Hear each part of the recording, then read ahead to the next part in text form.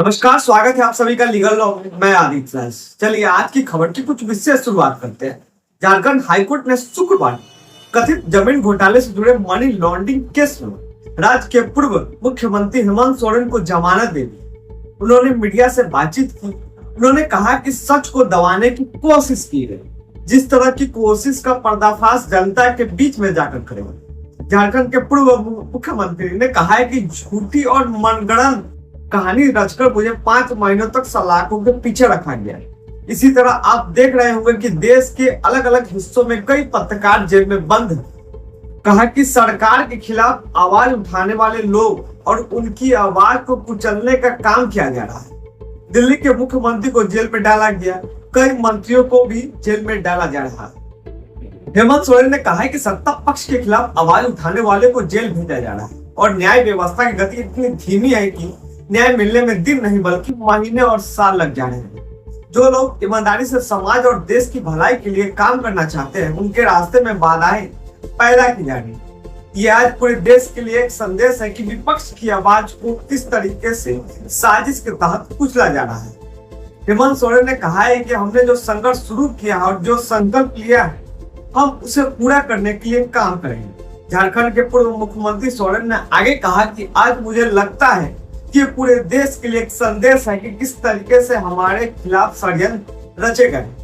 अभी कोर्ट में जो आदेश आया है आप सभी के सामने आ जाएगा। मैं इस बारे में खुद अपने जुबान से कुछ नहीं कहूँगा। हाई कोर्ट के आदेश का बेहतर तरीके से समीक्षा करने के बाद आप सबको सब कुछ पता चल जाएगा। आखिर कोर्ट ने क्या कहा? झारखंड हाईकोर्ट ने हेमंत सोरेन को जमानत देते हुए कहा है कि प्रथम दृष्टि सबूतों को देखते हुए यह मानने के कारण है कि हेमंत सोरेन कथित अपराधों के लिए दोषी नहीं।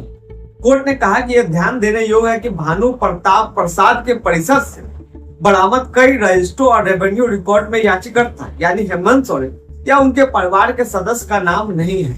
अगर व्यापक संभावना पर भी जाए तो स्पेसिफिक या प्रत्यक्ष रूप से याचिकाकर्ता शांति बाड़ा गैंग रांची में 8.8 एकड़ भूमि के अधिग्रहण और कब्जे शामिल नहीं लगते और न ही अपराध से की गई आय को छिपाने में शामिल दिखते हैं। किसी भी रजिस्टर्ड रेवेन्यू रिकॉर्ड में उक्त जमीन का अधिग्रहण और कब्जे में याचिकाकर्ता का प्रत्यक्ष या अप्रत्यक्ष भागीदारी का कोई जिक्र नहीं होगा। इस कोर्ट में दर्ज किए गए निष्कर्षों के आधार पर इस अदालत ने पाया है कि पीएमएलए की धारा 45 की शर्त पूरे करते हुए यह मानने का कारण है कि याचिकाकर्ता कथित अपराध का दोषी नहीं है।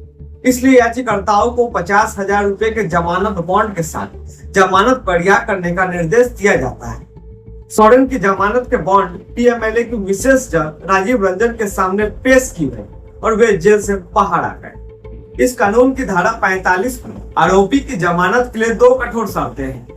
पीएमएलए के तहत सारे अपराध संज्ञेय और गैर जमानती होंगे। इस कानून में अंग्रेजी जमानत का प्रावधान नहीं। ईडी को पीएमएलए कानून के तहत कुछ शर्तों के साथ बिना वारंट आरोपी के परिसर की तलाशी लेने और उसे गिरफ्तार करने, संपत्ति की जब्ती और कुर्की का अधिकार प्राप्त। पीएमएलए के तहत अरेस्ट होने वाले को भी अदालत में साबित करना होता है कि उस पर लगे आरोप बेबुनियाद है। जेल में रहते हुए आरोपी के लिए खुद को निर्दोष साबित करना आसान काम नहीं होता है। उदाहरण के लिए दिल्ली के मुख्यमंत्री अरविंद केजरीवाल आम आदमी पार्टी सरकार के 2 और मंत्री मनीष सिसोदिया और सत्येंद्र जैन पीएमएलए के तहत जेल में बंद है। पीएमएलए की धारा 45 में जमानत की 2 कठोर शर्तें मौजूद है। सरकार ने 2018 में पीएमएलए में एक और संशोधन करते हुए इसकी धारा 45 में आरोपी की जमानत के लिए 2 कठोर शर्तें जोड़ दी और ये 2 शर्तें थे। जमानत याचिका के खिलाफ लोक अभियोजन को सुनने के लिए अदालत के पास ये मानने के लिए उचित आधार हो कि आरोपी अपराध का दोषी नहीं है और जमानत पर रहने के दौरान उसके द्वारा कोई अपराध करने की आशंका नहीं है।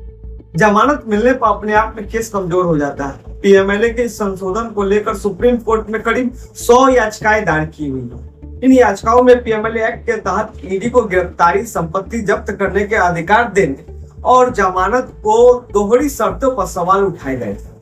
हमारा खबर यही समाप्त हुआ। अगर किसी तरह का कोई सवाल है तो आप कमेंट करें। तब तक के लिए बहुत बहुत धन्यवाद।